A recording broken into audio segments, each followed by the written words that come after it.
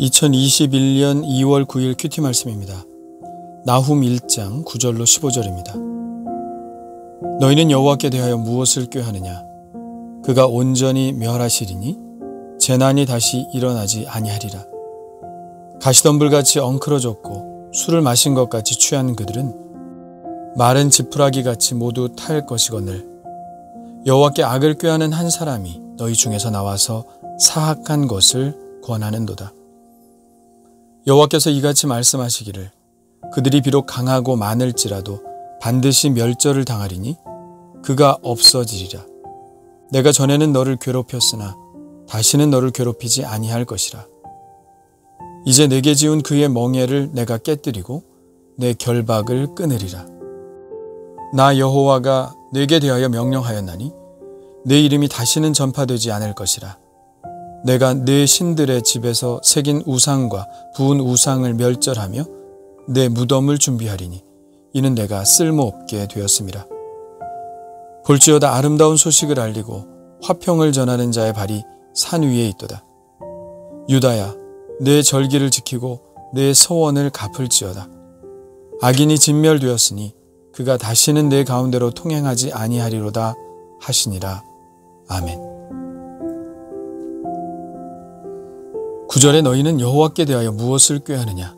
그가 온전히 멸하시리니 재난이 다시 일어나지 아니하리라고 말씀합니다. 이 말씀은 유다 백성들에게 하시는 말씀이죠.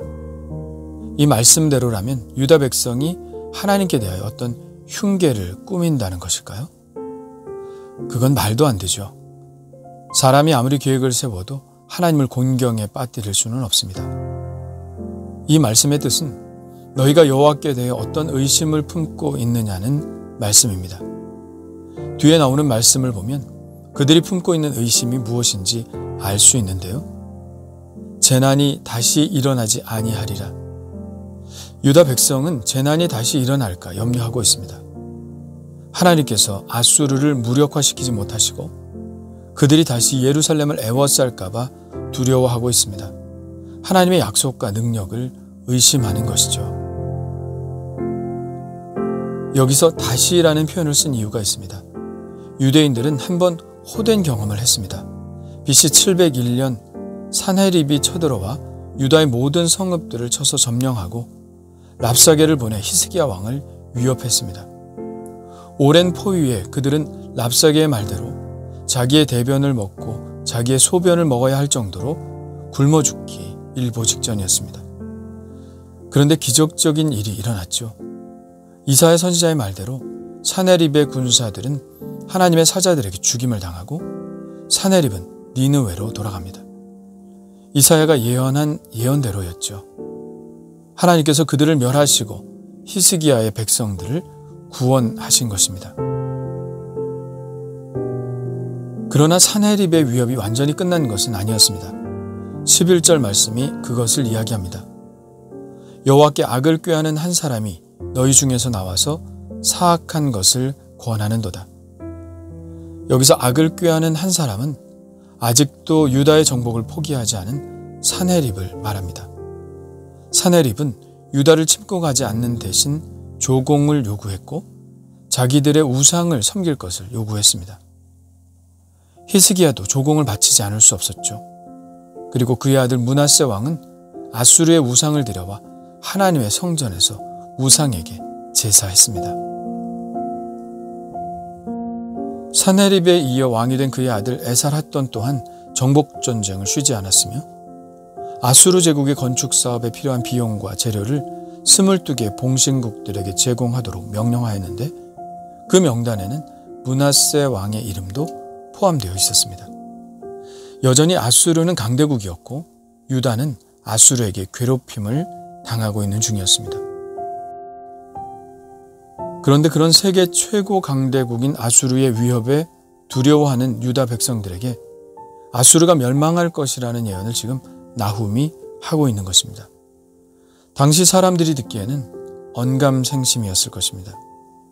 그러나 예언자 나훔은 아수르가 이미 가시덤불같이 엉클어졌고 술을 마신 것 같이 취하여 마른 지푸라기같이 모두 타버릴 것이라고 말하고 있습니다.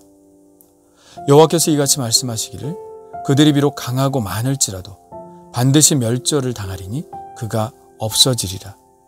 내가 전에는 너를 괴롭혔으나 다시는 너를 괴롭히지 아니할 것이라. 이제 내게 지운 그의 멍에를 내가 깨뜨리고 뇌 결박을 끊으리라.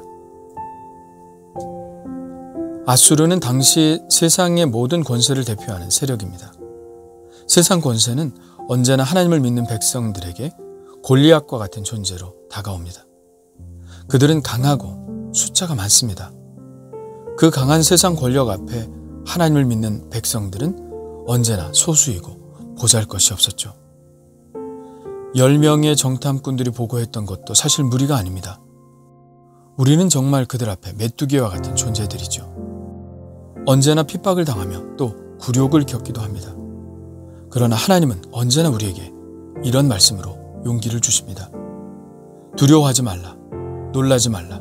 내가 너와 함께 함이니라. 예, 이것이 바로 우리의 믿음입니다. 세상의 권세가 아무리 강해도 우리에게는 하나님이 계시다는 믿음이죠. 그리고 성경의 역사는 그 사실을 한치 오차도 없이 증명하고 있습니다.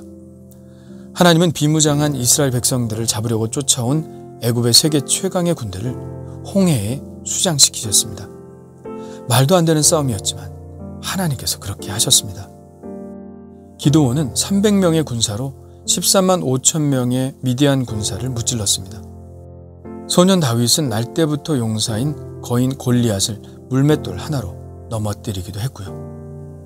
이 모든 것들이 우리에게 말해주는 것은 무엇입니까? 세상 권세가 아무리 강하다고 한들 하나님의 능력에는 감히 미칠 수 없다는 것입니다. 하나님은 지금도 우리에게 말씀하십니다.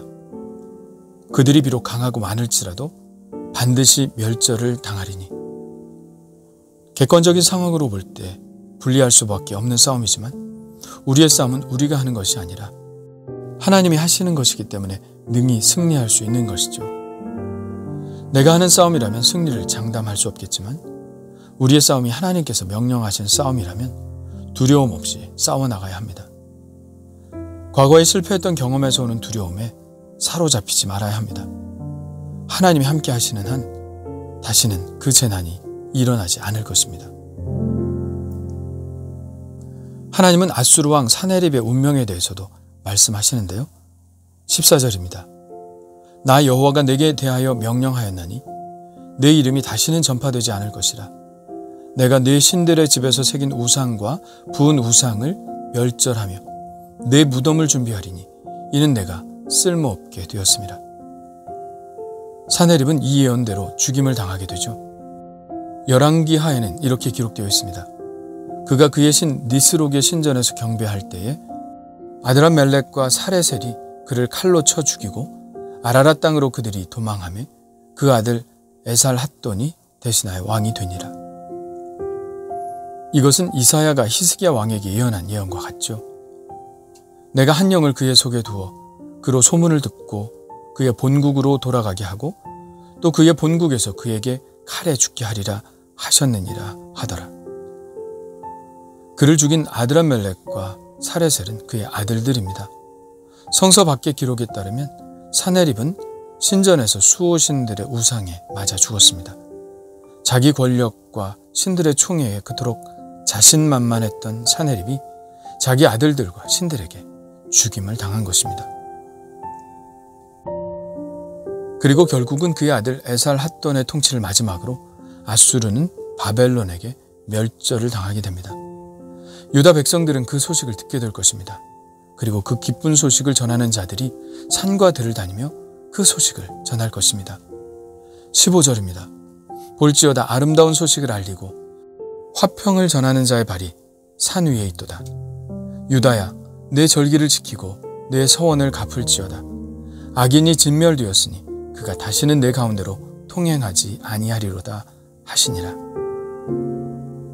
세계의 모든 역사는 하나님이 주관하십니다. 한 나라의 흥망성쇠를 하나님이 결정하시죠.